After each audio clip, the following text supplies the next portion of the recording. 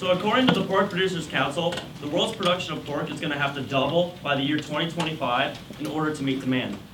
The demand for pork is so high that farms are expanding all over the world, but it's leaving the small companies behind. There has to be another method in getting an edge, or gaining an edge for the smaller farmer. We found that loophole. Last year,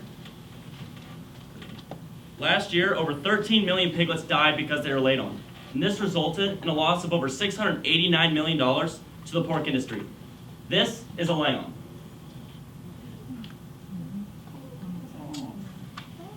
Luckily, he got out. But millions around the world aren't that lucky.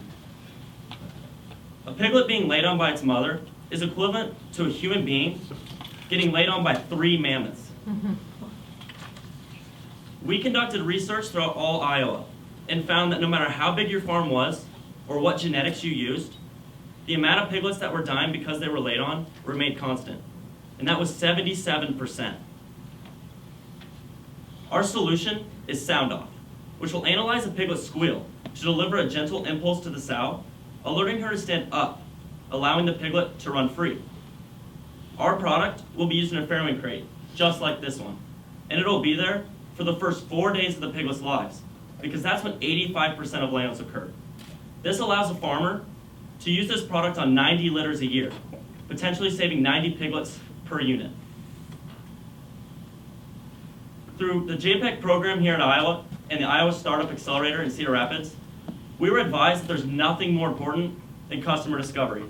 And through customer discovery, we found that most farms don't have the outlet space necessary to use our product because they're using heat lamps, which are essential for piglet health. And they don't want to use batteries because it's too time consuming.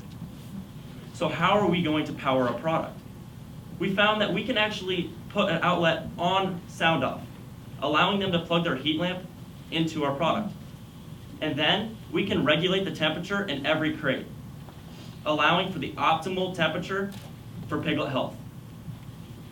This is an image of a piglets without enough heat.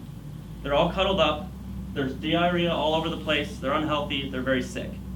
And to the right, they're all scattered out because it's too hot in the center. And it increases the chance and likelihood of a piglet being laid on. Our team consists of me, Paul, Mike, and Abraham. And in my time as a farrowing manager in Waterloo, I was able to personally experience all the pain points farmers go through on a daily basis.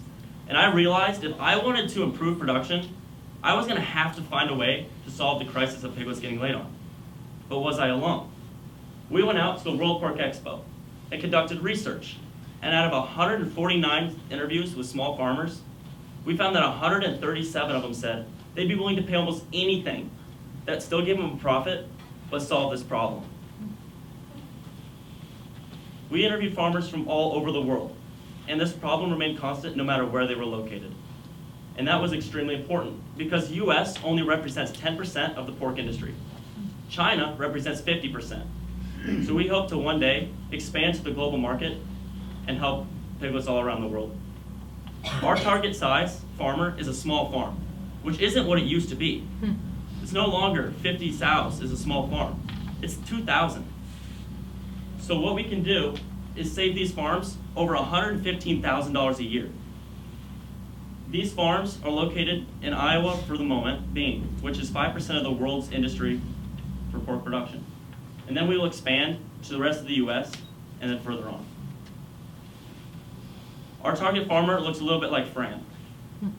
Fran makes a little over a couple million a year and is trying to find any way to get an edge in the pork industry because these larger markets are pushing them to the point where they're getting suffocated out of the market.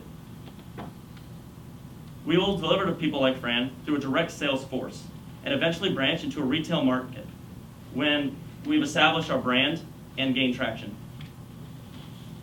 We plan to break even in the second quarter of our second year and from there grow exponentially.